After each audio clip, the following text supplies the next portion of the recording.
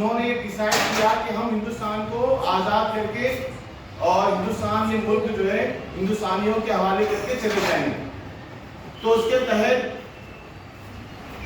वजीर आजम एटली ने डिसाइड किया कि हम अगस्त 1948 के पहले हिंदुस्तान को आज़ाद कर देंगे।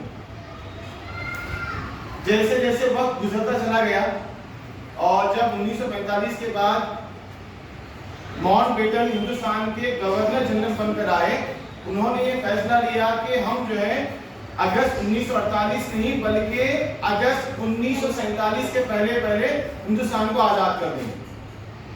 फिर आज़ादी की करारदाद मंजूर हुई।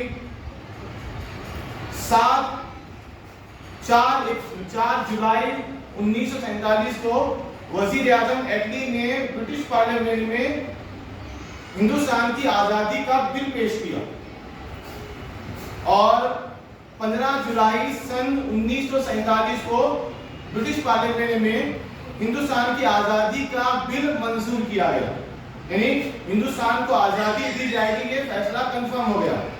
और ये डिसाइड हुआ कि 15 अगस्त 1947 को हिंदुस्तान आज़ाद कर देंगे।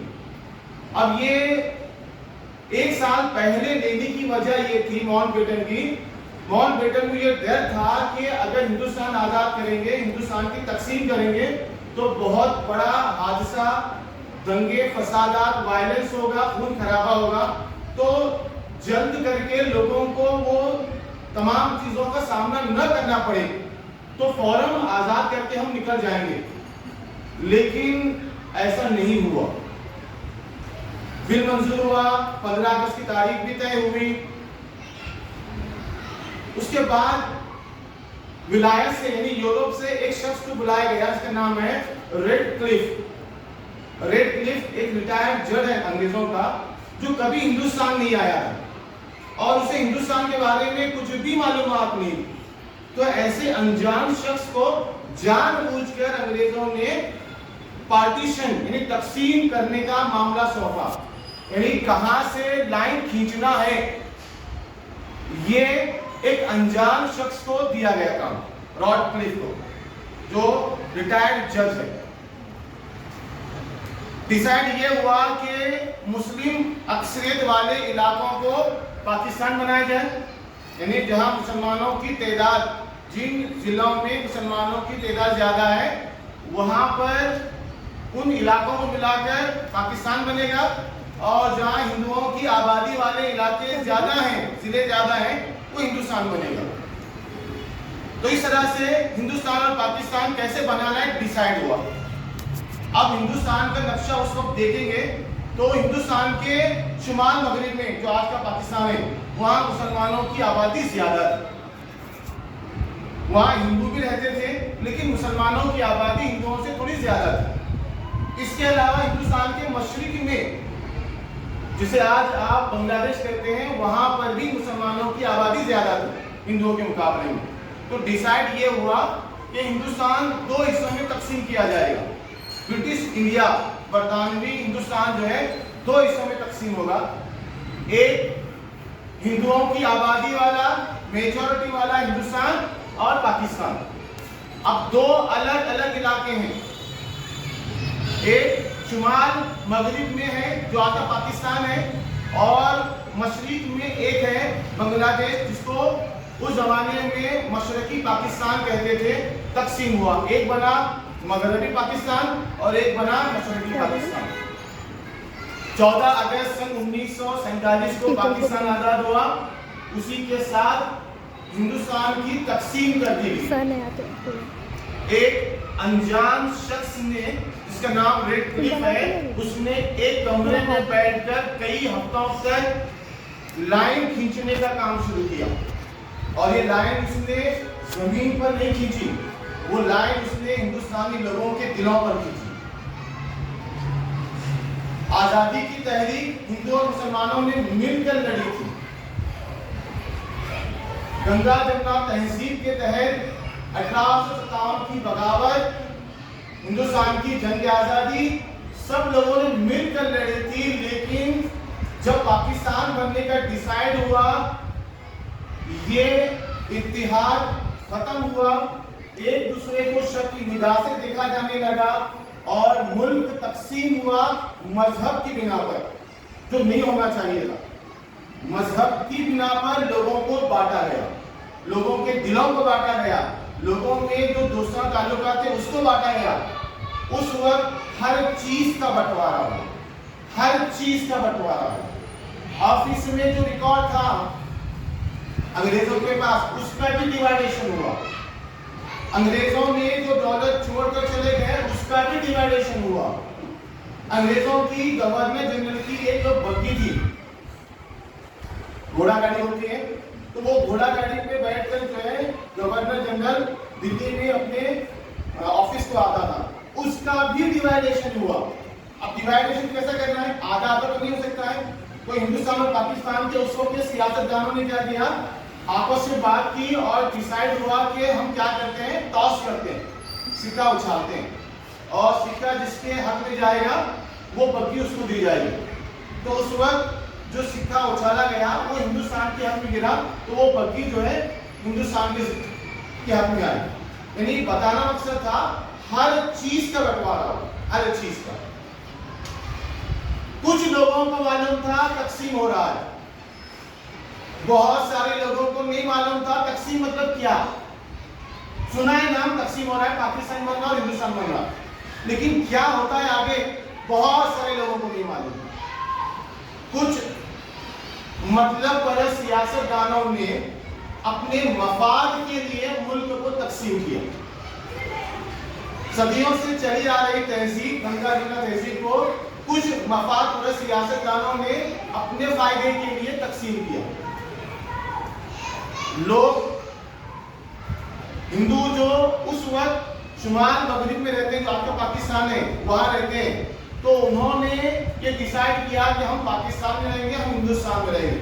अंग्रेजों ने इख्तियार दिया सबको कि आपको जहां रहना है आप रह सकते हैं।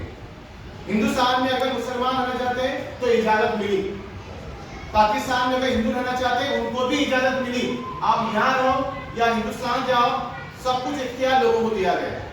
तो बहुत सारे लोगों ने क्या डिसाइड किया कि वो अपने लिए अपने मुल्क में जाकर रहेंगे। सेम पाकिस्तान में रहने वाले, आज के पाकिस्तान में रहने वाले लोग, हिंदू लोग, उन्होंने डिसाइड किया कि हम जो है हिंदुस्तान में रहेंगे, हिंदुओं की आबादी वाले इलाकों में महफूज रहेंगे, डिसाइड हुआ। तो उन्होंने बड़े पैमाने पर हिजरत की।